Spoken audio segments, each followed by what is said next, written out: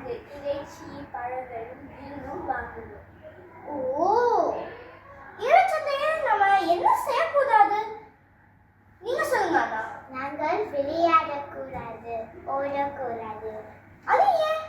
வலிக்கு விடக்கூடும்.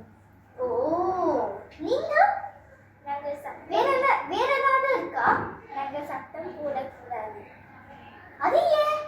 மற்றவர்களுக்கு தொந்தரவாக இருக்கும். சரி, இறைச்சந்தை பற்றி புது விஷயம் கற்றுருக்கேன். நன்றி கூகுள். நன்றி. மீண்டும் சந்திப்போம். நன்றி.